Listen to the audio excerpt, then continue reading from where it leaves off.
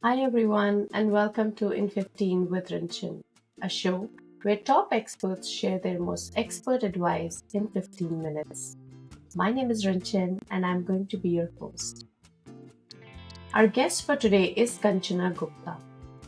Kanchana is a multifaceted corporate leader, entrepreneur, and an artist. With a career spanning over 18 years, she has made significant strides as a corporate professional, startup founder, and a multidisciplinary visual artist. Currently, as the Global Resource Management Lead at NCS Group Singapore, Kanchana leads a team of over 30 professionals across Singapore, India, and Australia. Inspired by the need for women to access leadership and opportunities, Kanchana founded vLookUp. This innovative platform leverages technology to connect women with mentors worldwide, empowering them to reach new heights. Now, they have a community of 300 mentors, 1,000 mentees across 20 countries, and they have facilitated over 6,000 hours of mentorship. Today, Kanchana and I will be talking about mentoring for women at work, the what, the why, and the how of it. So, without further ado, let's get started. Hi, Kanchana, and welcome to In 15 with Rinchin. Hi, Rinchin. Lovely to talk to you. It has been a while, and I'm looking forward to our conversation. Absolutely. It has been a while, and to those who may not know, but I have been associated with Kanchana for some time. I was part of an amazing platform that she created called vLookUp, and it was a platform for women, especially in the professional domain, who seeked mentorship. And I personally was able to achieve a lot through that because that was a time of a huge transition in my life. I was moving from Singapore to Canada. I was changing my work domain. A lot of things were happening. And having a mentor at that point was a game changer for me. And today we are going to talk about mentorship, especially for women in the workspace in this conversation. So, Kanchana, starting with the why. Why did you start vLookUp? Where did you see the gaps at that time? Sure. And Rinchin, I'm very happy to hear that you did found it beneficial and of some help to you at a point in time. You asked a question of why. And I think I'll take you back a little bit. Sometimes I feel I'm a storyteller, and I'll just take you a little bit in my background. So I came from a small town in India, and I did not go to any prestigious school or college. Actually, I went to a Hindi medium school, which is kind of still being looked down upon because your English is not polished, you can't interact like that. And when I finished my MBA, I came to Mumbai and started my corporate career. And I did realize that two things: that one, access to mentors was so much driven by which school or college you went to. You have a network of those alumni association, and often you don't get entry into that, to the extent that even opportunities are just distributed among them and they promote each other. And I felt that why that should be the case. The question that I asked, that if I have the privilege to go to a very privileged school or college or MBA school, why should I restrict my access to people with the same privilege? It just baffled me. Anyway, that was 26 years back, long time back. And I also felt that lack of confidence in me, the hesitation to approach, because I felt I did not come from that background, and I don't belong to that. So I felt these access barriers create a sense of identity crisis as well for many women like me, who felt they didn't belong to, they didn't have the confidence to reach out. And then, one fine day I told myself, okay, the worst case, somebody is going to say no, so I'm going to reach out, because I can't just sit on the fence and see my career not being as great as others, even though I'm as good as them, just because of these factors. And that's when I started reaching out to mentors. And to my surprise, most of them said yes. And since then, my life has been a fabulous journey of being supported by mentors. Many of them gave me courage to take risks of following a very different career. In fact, one of my mentors gave me sabbatical to go and join art school, and said, "Go take jump. I'm there for you." One of my mentors again gave me the opportunity to work as flexible when I quit full-time career. And that's when in 2020 I was reflecting on life, and of course the whole world was going through, I think, some sort of existential crisis. And I told myself that I felt bad about that issue, but what did I do about it? If I don't do anything about it, nothing will change. And that's when the idea, and 26 years back, technology was not there, but 2020 technology was there.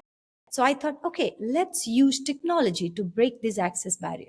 So I simply wanted to create a platform where any woman at any stage of her career can go, click a button, and get connected to a mentor without feeling the fear of being rejected or hesitation.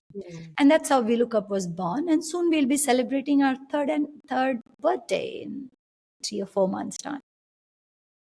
Congratulations on 3 successful years and running. Thank you. I see so many women joining that program and then sharing their testimonials. One of the things that I still notice, especially around me, for women who are in their early 30s, who have just started going into middle level management or senior level leadership, they feel very lonely at times in terms of they have a lot of competition around them, and there's this whole perception about women being very competitive towards each other when it comes to helping each other grow. And it is a perception again that men don't have that barrier. Have you heard of conversations like that from the mentees or the mentors through your platform? Yes, I have. I mean, so far, right now we have 300 mentors and close to 1100 mentees. And at any given point in time, our platform is supporting 90 to 100 ongoing mentoring engagements. And a lot of these things are also to do with social conditioning and perception. So personally, I always ask people to challenge these things. The other perception of women not supporting women, I think it's like urban myth. Few women talk Yeah. about it and it spreads like that. I have seen plenty of women supporting each other. So I feel whether people are encouraging of others or whether they are lifting each other or not, I don't think that's a very gender specific thing. That's an individual Mm. specific thing. And depending on what our experience has been, we label it that, okay, men don't support or women don't support because we have Yeah. personally gone through that experience. And that's how we talk about it. All I tell Yeah. my mentees is that if you feel that this leader or his or her journey is something that you would like to learn from, you'd like to get connected, go by that. Go by domain, go by journey. Don't go by these myths and perceptions. I agree. I agree, and you're right. We need to keep that open mindset and sort of break those perceptions which have been set so as in the professional world. Another thing that I have observed around me is, like you spoke about your journey and how you had certain limiting beliefs about, okay, this is my background, so it's sort of holding me back. Not a lot of women have that revelation that, oh, maybe I can break it, because they feel very hesitant in overcoming those limiting beliefs. And while platforms like yours, like vLookUp, can help them find mentors outside their organization, what would be your advice to women, especially who are still holding back, around how to break those limiting beliefs and try and find also mentors within the organization? I think it's also social conditioning where, we feel women, we all go through different kinds of social conditioning right from childhood. Yeah. And that creates that some self limiting beliefs.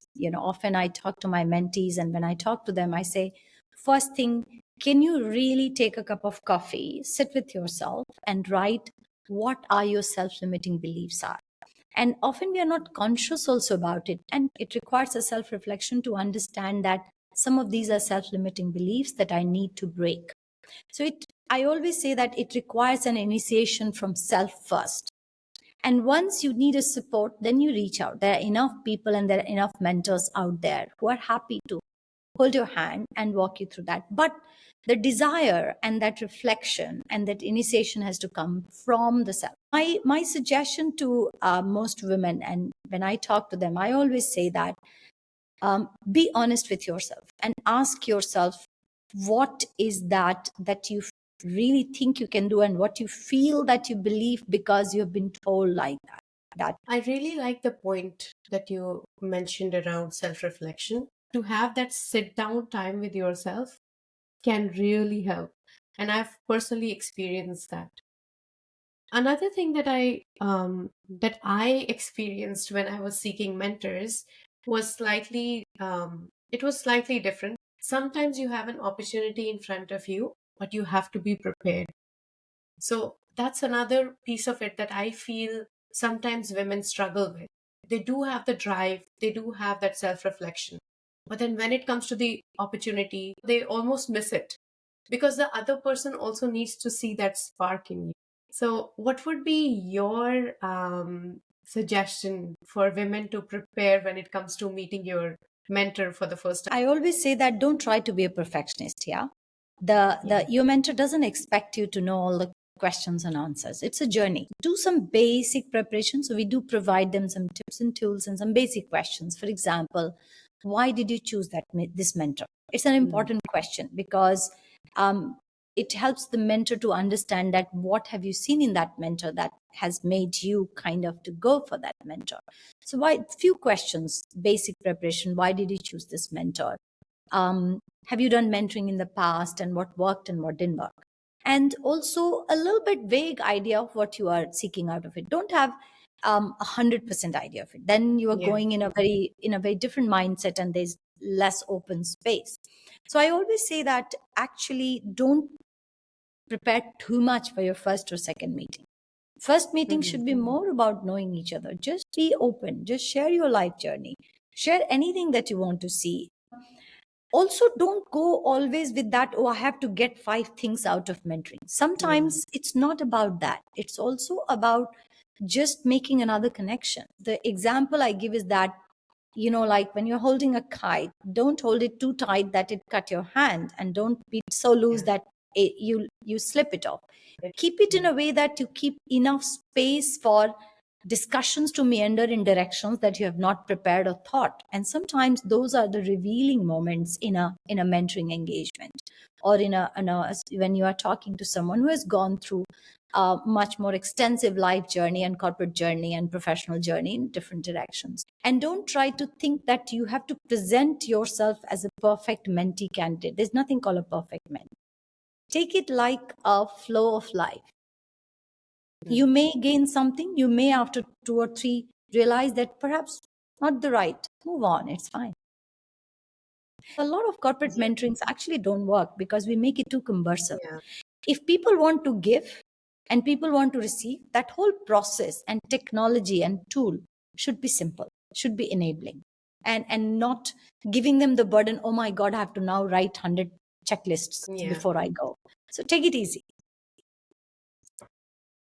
That's a very good insight on how to do that, especially if you've identified a mentor or you have discussed that you're going to continue this journey with the specific mentor. But in cases where you want to approach somebody to be your mentor, they're from a completely different function. I've never directly interacted with them. How do you do that? Organizations have different considerations. For example, do you feel it's a safe space to talk to that particular mentor? Is there any political implications? Is there any Yeah. reporting relations implications? Organizations are very different, and you have to be a little bit, bit savvy when it comes to organizations. You have to be also know that person. While that person may appear an amazing leader, but you have to do your homework, understand, and if you feel yes, it is going to be very value adding, reach out. I mean, organization should be a safe space where nobody should be saying no to you. So just reach out. I have 2 mottos in life. One is bigger than zero. So if Yeah. I have one mentee, at least it's bigger than zero. There is one person. That's fine. I can perform for one person. And second is that the worst case, somebody will say no, but you never know unless you ask. I agree. I like that bigger than zero. Thank you for sharing it. I know we are almost at time, but do you have any last words of wisdom for all the women mentees out there who are seeking mentorship, who really have that drive and need to take it forward? I always say that reach out. You'll be surprised how many people are willing to help you. So reach out. Yes, some people may say no to you. Take it in a stride. That's also a process and that's also a learning. The one thing that I wanted to test through vLookUp is that do people really want to give back? And I knew people do. And I've been proven like so much right by each of my mentors and mentees. So I'll always say that reach out. Reach out, the life will amaze you, people will amaze you, but unless you reach out, you won't know it. Yeah. Second is that be open for different perspectives. Yeah, often we think that we know everything or things should be like that. A lot about life and career is also serendipity. While we think that we have made our 5-year plan and our whole strategy is mapped out and charted out and all that stuff, having been in a professional career for 26 years, I know that a lot of twists and turns come through serendipity. So be open. While have a plan, but don't be afraid of not following the plan. Yeah. It's okay sometimes not to follow the plan, and let's see where life takes you. And third, I will always say that invest in genuine relationships at work. Networking, what people say, in my view, it's overrated. I hear so much about networking, and sometimes I feel, few but genuine connections. I know I sound a bit controversial, but I think there's a lot of emphasis these days, like, okay, just go out and network, go out and network. Yes, do that, but also do it with you know, with a intention of genuine connections. They go a long way than general network. Having your 4 or 5 those genuine solid rocks behind you, they'll take you far. There is no space for um, you know not genuine connections. It's amazing. Well, I'm going to leave this conversation highly inspired, and you can see that the smile is not going off my face because it has been such a refreshing conversation, and there's so many insights for me to take back today. And I'm sure that my listeners are also going to have the same sort of feeling after they listen to this. And I hope that it propels them towards building that genuine connection, creating, their own group of people that they can lean on, and at the same time, never hesitate from reaching out. And yes, the biggest one for me is bigger than zero. So let's all aim for bigger than zero. Thank you so much, Kanchana, for your time, and I truly appreciate this conversation. Thank you, Rinchin. It was lovely talking to you. And, I'm completing half a century on this planet in this year. So I hope some of my experiences, and I won't call wisdom, but some of my personal tenets that I have found, if it can resonate with somebody, I'll be very happy. Well, wishing you a very happy birthday, and I hope that you keep creating legacy as you go forward. Thank you, Kanchana. Thank you.